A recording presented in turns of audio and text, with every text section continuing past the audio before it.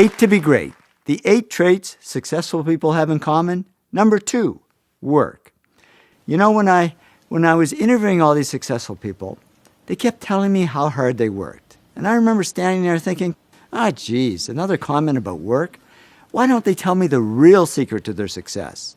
Then finally I realized hard work is a real secret to their success. All successful people work very hard. Martha Stewart said to me, I'm a real hard worker. I work and work and work all the time. Media tycoon Rupert Murdoch said it's all hard work. Nothing comes easily. But I have a lot of fun. Did he say fun? Yes, successful people have fun working. That's why I say they're not really workaholics, they're workaholics. Jim Pattison, chairman of the Jim Pattison Group, is a workaholic. He says, business is my recreation. I'd rather go to our factories and meet with our people than go to the beach, I can tell you that. Dave Lavery, the NASA whiz who builds those robots for Mars, said to me, we work our fingers to the bone, but it doesn't seem like work. It's fun.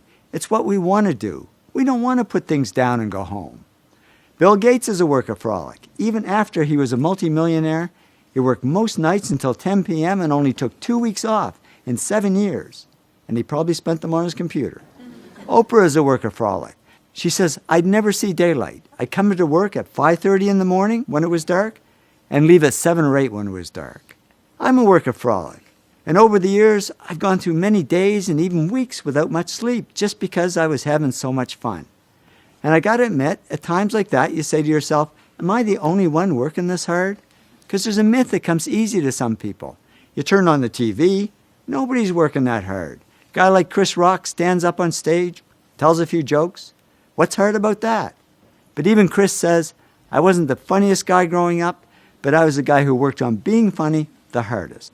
Trust me, I've interviewed over 500 successful people. Not one of them said it came easy, even though they were doing what they loved. And we tend to underestimate work and overestimate talent. But in the end, work tops talent. Arthur Benjamin, America's best math whiz, said to me, I think numbers and I have always gotten along, but I'm sure my talent is just due to the time and hours and work that I've put into it. Many talented people don't achieve as much success as they could, unfortunately, because they sit back on their talent and never learn to work hard. That's what happened to Michael Jordan when he first started playing basketball. He had the talent, but he wasn't putting in the work, and the coach actually cut him from the high school basketball team. Boy, that was a wake-up call. He says, I was very disappointed. I started working on my game the day after I was cut. And he soon became the hardest working player in basketball, who made fun of the other players who weren't working hard. And that hard work is what made him the greatest basketball player of all time. So I'd say the real gift isn't talent, it's the ability to work hard. And we tend to underestimate work and overestimate smarts. But in the end, work wins over smarts. In fact, many successful people aren't the smartest. They just work the hardest. Francois Parenteau, who Business Week called the top independent analyst on Wall Street, said to me, I'm certainly not that smart. I can't even remember my own zip code. But he also says, work is a big part of my life. I think about investments pretty much 24 hours a day, 7 days a week. Nez Hallett III is CEO of Smart Wireless. And I thought that's ironic, because he told me he's not that smart. He says, I graduated from high school with a C average and college with a C- average. But now the smart PhDs are reporting to him. How did he do it? He said, if you're going to be successful at anything, the key thing is to work hard. I'm not smart. As proof, here's my actual 12th grade report card. It was the only one my parents ever kept. Don't ask me why they kept it. It's nothing to brag about. As you can see, I was a C student, not an A student. I don't think I'd even make it into college these days. So how did I achieve some success and wealth? I just worked hard. Many 60 to 80-hour weeks. And now I know I'm not alone. Thomas Stanley studied hundreds of millionaires, and he discovered most millionaires weren't A students, didn't score high on tests, and teachers didn't think they'd ever succeed. But they did succeed because they worked hard.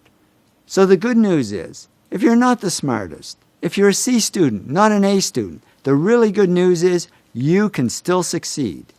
Because the word success has 2 C's and no A's. You can still succeed as long as you work hard. And what if you are smart?